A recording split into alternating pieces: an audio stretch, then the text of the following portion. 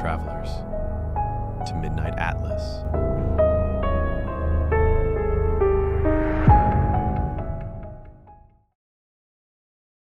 Hey there, and welcome to The Deep Dive, your shortcut to being truly well-informed. Glad to be here. Today, we're plunging into a chapter of American history that, well, it continues to fascinate and haunt us.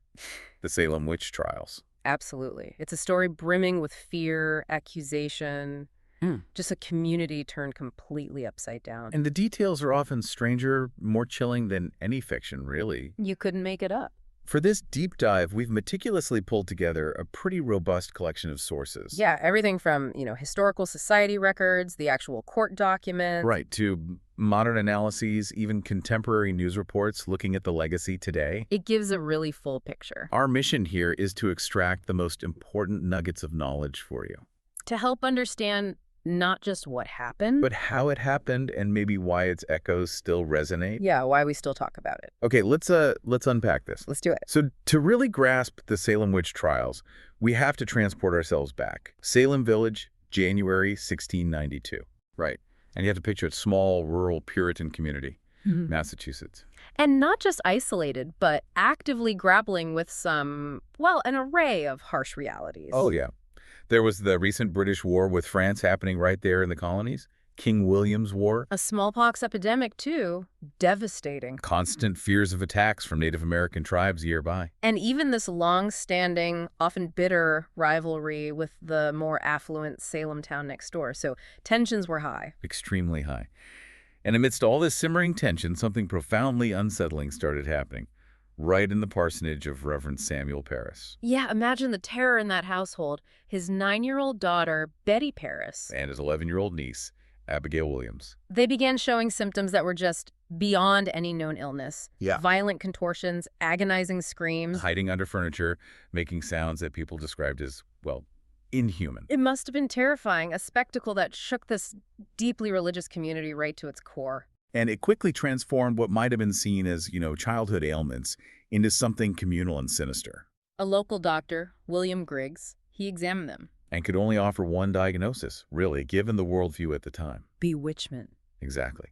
And soon, other young girls in the community, Ann Putnam Jr., Mercy Lewis, Elizabeth Hubbard. They started showing similar horrifying symptoms, sometimes complaining about invisible pinpricks being pinched. What's truly profound here is how that supernatural explanation didn't just take root quickly. It felt almost inevitable within that Puritan mindset. It wasn't just general superstition, was it? No, not at all. In Puritan New England, the belief in the devil giving power to witches was deeply intrinsically linked to their identity, their fears. Their whole city upon a hill idea. Precisely. They saw themselves building this beacon of righteousness for God in a dangerous wilderness. So any trouble wasn't just bad luck. It was spiritual warfare. Satan himself trying to undermine their sacred mission. A witch wasn't just an outcast, they were an agent of the devil, a fifth column. Wow. So that specific theological lens, amplified by all those anxieties, war, disease, community rivalry, made the supernatural explanation not just believable, but tragically compelling. And Salem Village itself, you mentioned the rivalries, our sources paint a picture of a place already on edge. Oh, definitely. Described as a fractious population, quarrelsome neighbors, lots of disputes over land, church matters. And Reverend Parris, the minister there, instead of calming things down? He actually seemed to deepen the divisions, actively seeking out iniquitous behavior in his congregation. Fueling suspicion and judgment. So with this bewitchment diagnosis echoing, the frantic search for a source began, and that fear quickly curdled into accusation. By late February, the first arrest warrants were issued. Shockingly fast. And they targeted individuals already on the fringes of society. Tituba, the Parris' Caribbean slave. Very good, a homeless beggar. And Sarah Osborne, a poor elderly woman. What's immediately clear about these first accused is their social position, right at the bottom. Extremely vulnerable. Absolutely. Tituba, as an enslaved woman from the Caribbean, had basically no legal standing, no protection. Sarah Good, destitute. Sarah Osborne, poor, elderly, often absent from church, which was a big deal for Puritans. These weren't just vulnerable targets. Their marginalization made them easy scapegoats. They lacked the connections, the resources to defend themselves. Their vulnerability was almost a prerequisite for the witch hunt to get started, wasn't It it? seems that way. It was a societal precondition, you could say. And this is where we see that critical turning point, Tituba's confession. Yes. Whether it was coerced through harsh interrogation, which seems likely, or maybe a calculated act of survival. It wasn't just an admission of guilt. That's the crucial part. Exactly. She didn't just confess to being a witch. She claimed there were others. A whole conspiracy working with the devil against the Puritans. She talked about a tall, dark man, a witch's book with other names in it. This immediately legitimized the girl's claims completely. It provided this chilling narrative for the ongoing afflictions. And it opened the floodgates. The hysteria could now spread far beyond those initial easy targets. Right. The idea of this unseen, malevolent force operating within their pious community suddenly felt terrifyingly real. As Tituba's testimony set that precedent, the hysteria just exploded, didn't it? Engulfing other towns across Massachusetts. Yeah, it really stretched the justice system to its breaking point. What's compelling is how these initial incidents escalated so fast. Pushing colonial justice into really uncharted, terrifying territory. And the accusations started to ensnare not just the marginalized anymore. Right, now respected members of the community, people like Martha Corey, Rebecca Nurse. Both seen as upstanding church members. Martha known for piety, Rebecca for her good character. And this is where it got exponentially more alarming for everyone, I imagine. Precisely. Because if people with such spotless reputations could be witches, well, the community's whole moral compass goes haywire. It creates this profound cognitive dissonance, right? Absolutely. The moment accusations hit figures seen as virtuous, it fractured the community's consensus. If the legal and theological systems allowed them to be condemned, Then the whole foundation of justice felt corrupt. It challenged their self-image as a righteous society. it meant, terrifyingly, that anyone could be accused. Neighbor against neighbor, trust just evaporated. Yeah, erosion at every level. So with the jails overflowing, the system totally overwhelmed. Governor William Phipps arrives in Boston, May 1692. And he's forced to act. He creates this special judicial body, the Court of Oyer and Terminer. Not a standard court, right? More like a temporary commission. Exactly, literally to hear and to determine. Set up to fast-track these witchcraft cases across 3 counties. Suffolk, Essex, Middlesex, its creation signals urgency, maybe even a willingness to bypass some established legal norms. You could argue that. And Bridget Bishop, known for her independent spirit, maybe some previous accusations. She was the first convicted by this court, hanged June 10th on Salem's Gallows Hill. And it didn't stop there. 5 more hanged in July, 5 in August, 8 more in September. The pace was relentless. Which brings us to spectral evidence. This was central, wasn't it? And hugely contested. Oh, massively. It was a legal innovation, if you can call it that. Yeah. And deeply troubling even to people back then. The court's crucial and deeply flawed premise was what? That the devil could not use the shape or apparition of an innocent person to torment victims? Without that person's explicit willing consent. Right. So if an afflicted girl testified she saw the specter of, say, Sarah Good pinching her, The court took that as irrefutable proof of Sarah Good's actual guilt. it effectively put the burden of proof on the accused to disprove something supernatural, something they couldn't even see. Making spectral evidence this dangerously potent tool for conviction, and a point of theological debate, too. Definitely. Even prominent ministers were divided, which tells you how deep the crisis went. Cotton Mather, hugely influential Boston minister, he initially supported the prosecutions, right? He did, but even he, a leading theologian, cautioned against relying too much on pure spectral evidence. He said the devil could sometimes represent the shapes of innocent, even virtuous people. Yes. And his father, Increase Mather, president of Harvard College, another towering figure, went even further. He's the one who famously urged, "It would be better that 10 suspected witches may escape than one innocent person be condemned." Powerful voices indeed. Yet for a time, they weren't enough to stop the momentum. So in practice, the trials kept going, with spectral evidence heavily weighted. And beyond that, Yeah. other equally dubious, frankly bizarre evidence was used. It just underscores the breakdown of rational justice. Like the witch cake, that sounds odd. It was grotesque, made from rye meal and the afflicted girl's urine, then fed to a dog, supposedly to discover witchcraft. A ritual, basically. Unbelievable. And the touch test. Yeah, if the accused touched a victim during one of their fits, and the fit stopped, that was seen as proof of guilt. What was the thinking there? Well, Reverend John Hale, a contemporary, explained it by saying the witch sends out this malefic venom into the bewitched. And the touch, through sympathy, supposedly causes that venom to return to the witch. Wow, okay.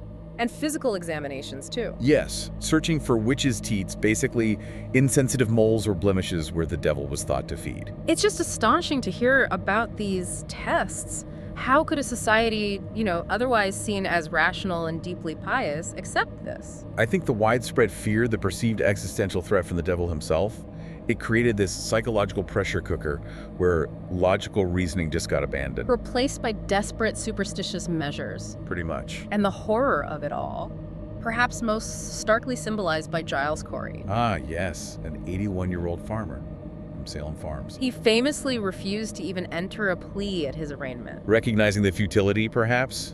Seeing the court as a sham? And for that act of defiance, he endured peine forte et dure. A horrific torture. Pressed to death over 2 agonizing days by heavy stones being piled on him. He died, not convicted, but in protest. And by refusing to plead, he preserved his estate from being confiscated. It went to his heirs. A grim kind of courage in the face of institutionalized terror. When you tally it all up, 19 people hanged on Gallows Hill, Giles Corey pressed to death, at least 5 others dying in those disease-ridden jails without trial. It becomes clear this was the deadliest witch hunt in colonial North America. It really begs that profound question. How could a society founded on ideals of religious freedom descend into such extreme violence against its own people? It's the core question, isn't it? So by September 1692, things started to shift. A critical change began. Yes. Doubts among leading clergymen, like the Mathers, grew more vocal about spectral evidence, its validity, its theological problems. But what really seemed to accelerate the turning point was, well, a chilling development. The accusations started reaching higher up the social ladder. Targeting more prominent citizens, including Governor Phipps's own wife, Lady Mary Phipps. She was called out upon. That must have created an undeniable cognitive dissonance among the elite, if her name could be mentioned. And public support, which had really fueled the trials, started to wane dramatically. This is where Governor Phipps's intervention becomes crucial. The accusations hitting his own family might well have influenced him. So in October 1692, what did he do? Recognizing the grave injustices, the crumbling legal foundations, he dissolved the Court of Oyer and Terminer. Just shut it down. Yes. And more importantly, he mandated that its successor court, the Superior Court of Judicature, which convened in January 1693, explicitly disregard spectral evidence as a basis for conviction. That was the key, wasn't it? Taking spectral evidence off the table. Absolutely. It caused a dramatic reduction in convictions. Without that spectral testimony, many cases just collapsed. And by May 1693, all those still imprisoned on witchcraft charges were pardoned and released. It was a slow, painful awakening, but finally reason started to prevail. But the reconciliation process, that must have been agonizingly long, arduous. Oh, incredibly so. It wasn't until January 1697, 5 years after the initial outbreak, that the Massachusetts General Court declared a solemn day of fasting for the tragedy, a public acknowledgement.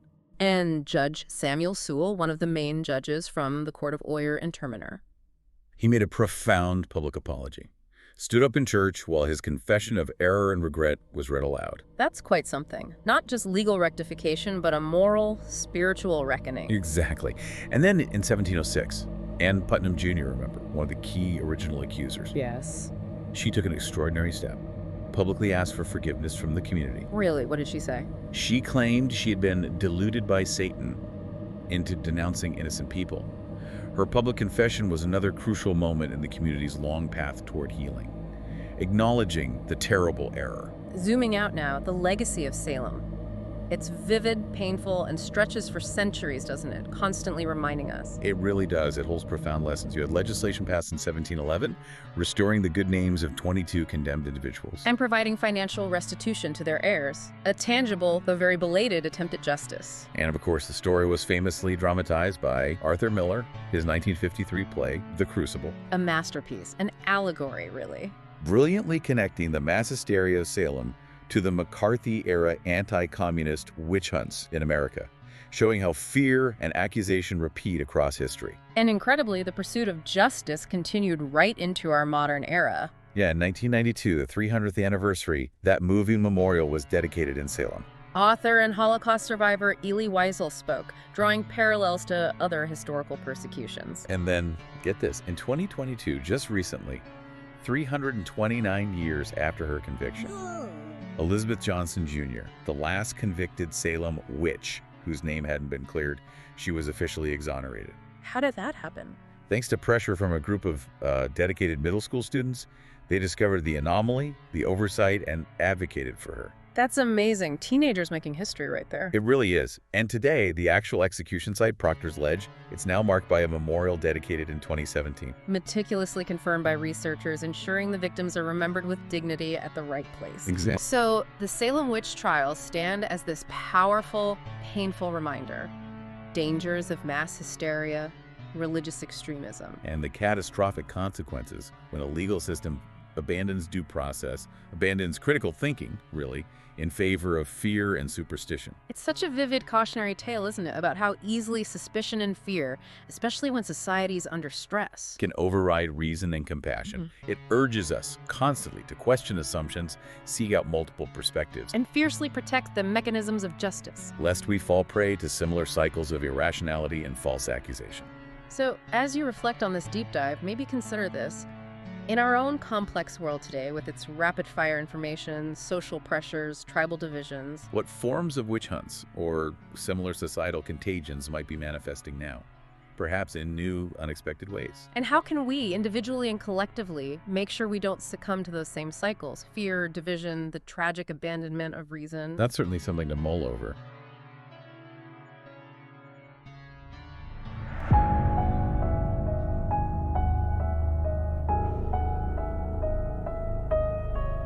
You have been listening to Midnight Atlas.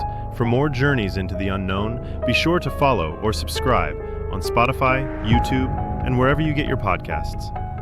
Until our next journey, stay curious.